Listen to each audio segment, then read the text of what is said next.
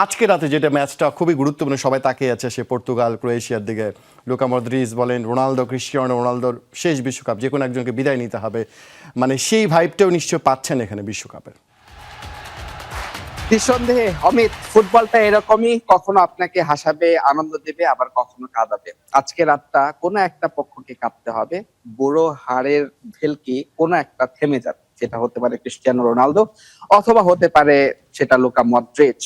এবং সবচেয়ে বেশি কঠিন সময়ে থাকবেন, কঠিন সময় পার করবেন যারা রিয়াল মাদ্রিদ সমর্থক, যারা একসময় এই দুইজনের হয়ে গলা ফাটিয়েছেন। আপনি নিশ্চয়ই মনে আছে 2012 থেকে 2018 পর্যন্ত এই দুইজন রিয়াল মাদ্রিদের সোনালী সময় যদি বলা যায়, সেই সময়টা তারা রিয়ালের জার্সিতে খেলেছেন। এবং আমার যদি ভুল না হয়ে থেকে 12টা শিরোপা জিতেছেন তারা, এবং তার মধ্যে 4টা চ্যাম্পিয়ন্স লিগ ছিল। এখন তারা দুজন আজকে একে অপরের প্রতিপক্ষ, দুজন খেলবেন জাতীয় দলের জার্সিতে। এবং দুজনেরই শেষ বিশ্বকাপ। এর আগে ক্রোয়েশিয়ার হয়ে 2018 বিশ্বকাপের ফাইনাল খেলেছিলেন মডরিচ, এবং শেষ পর্যন্ত শিরোপাটা জেতা হয়নি। এটা তার শেষ প্রচেষ্টা, শেষ ধাপ হতে পারে।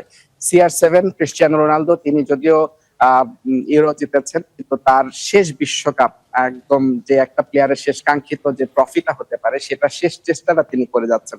এবং এই ক্রোয়েশিয়ার ম্যাচের আগে তিনি শেষ বার্তাটাও দিয়ে রেখেছেন যে ম্যাচটা জিততে হবে।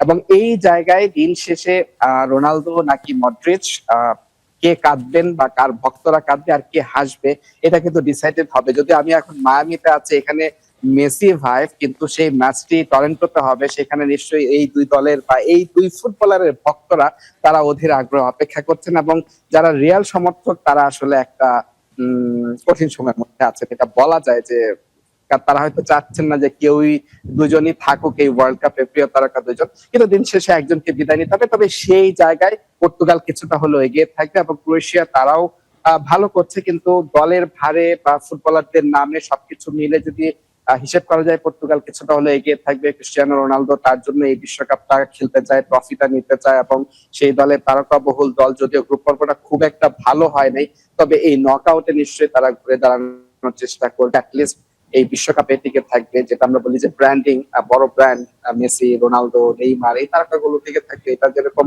ফুটবল বিশ্ব চায়, ফিফা চায়, ফুটবল সমর্থকরাও কিন্তু এটা চায়। তারেক, অসংখ্য ধন্যবাদ আমাদের সঙ্গে যোগ দিয়েছেন। আপনি যেটা বলছেন বুড়ো হারে ভেলকি, আমি কিন্তু রোনালদোকে বুড়ো হারে ভেলকি বলতে চাই না। 41 বছরের কিশোর বললে বোধহয় ভুল হয় না। আপনাকে অসংখ্য ধন্যবাদ।